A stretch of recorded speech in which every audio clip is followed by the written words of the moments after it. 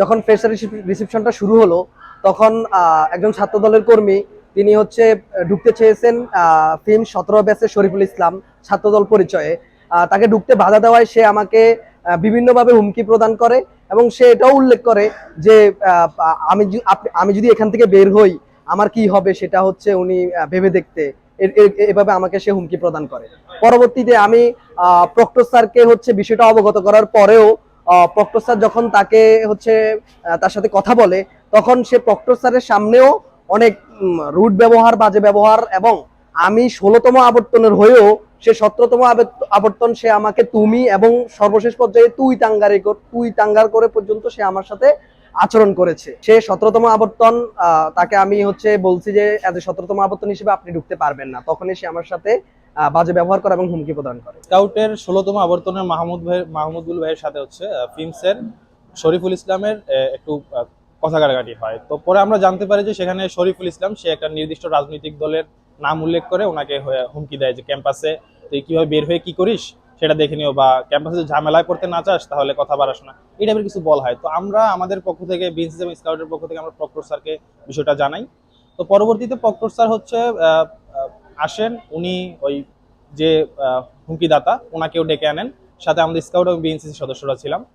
তো ওইখানে প্রক্টর স্যারের সামনে হচ্ছে শরীফুল ইসলাম যিনি, উনি উদ্ধতপূর্ণ আচরণ করেন। উনি স্যারের চোখের দিকে আঙ্গুল তুলে তুই তুকারি করে বলতেছিলেন, যেহেতু স্কাউটের যে ভাইয়ের সাথে ঘটনা ঘটছে যিনি ভিকটিম উনি 16তম আবর্তনের স্টুডেন্ট, তো ওনার সাথে তুই তুকারি করে কথা বলতেছিল, এমনকি কন্টিনিউয়াসলি হুমকি দিয়ে যাচ্ছিল। আজকের ঘটনার প্রেক্ষিতে আমরা স্কাউটের সাথে একাত্মতা পোষণ করে বলতেছি যে যদি আজকের ঘটনার আগামী 24 ঘন্টার মধ্যে প্রশাসন কোনো প্রকার বিচার না করে তাহলে আমরা কোনো প্রকার প্রশাসনিক কোনো দায়িত্বে আমরা অংশগ্রহণ করব না। আজ অডিটোরিয়ামে অনাকাঙ্ক্ষিত ঘটনা সম্পর্কে আমার নিজের বক্তব্য তুলে ধরছি।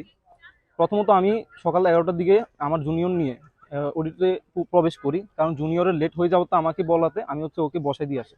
তো সেই সময় রোবার স্কাউটের সদস্য মাহমুদুল হাসান এসে আমাকে জিজ্ঞাসা করে যে আমি বহিরাগত কিনা। তো আমি বললাম যে আমি ভার্সিটির স্টুডেন্ট। এটা শোনার পরে উনি বলতেছে যে এখানে আপনি ভার্সিটির স্টুডেন্ট হইলেও 1 সেকেন্ডও দাঁড়ানোর সুযোগ নেই।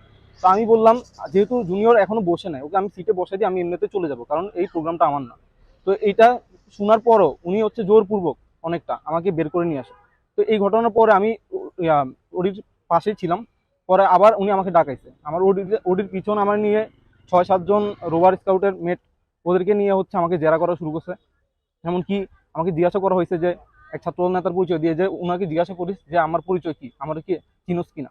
তাই বলছি ভাই আমি তো আপনাকে চিনি না, আর এভাবে আপনাকে দেখিও নাই। কিন্তু পরবর্তীতে প্রক্টর স্যার আসছে, প্রক্টর স্যার আসার পরেও হচ্ছে রোভার স্কাউটের সদস্যরা হচ্ছে যথেষ্ট হচ্ছে পক্ষপাতমূলক এবং রাজনৈতিক উদ্দেশ্য প্রণোদিতভাবে বারবার ছাত্রদল পরিচয় আমাকে তুলে ধরা হয়েছে। কিন্তু আমি একবারও ছাত্রদলের পরিচয় দিয়ে কোনো রাজনৈতিক পরিচয় ছাড়াই এখানে গেছি, কারণ আমি এখানে বিশ্ববিদ্যালয়ের একজন রানিং স্টুডেন্ট, আমার এখানে ছাত্রদল পরিচয় দেওয়ার কোনো প্রয়োজন নাই। কিন্তু আমি যেহেতু ও আমার ছাত্রদল পরিচয় দিয়েছে, আমিও ওনার একটা রাজনৈতিক পরিচয় তুলে ধরতে চাই। তিনি হচ্ছে বাংলাদেশ ছাত্রলীগ মালেক হলের উপধর্ম বিষয়ক সম্পাদক, এমনকি উনি পোস্টেড নেতা ছিল, আর হচ্ছে কোনো হচ্ছে পদত্যাগও করে নাই যতটুকু আমি জানি।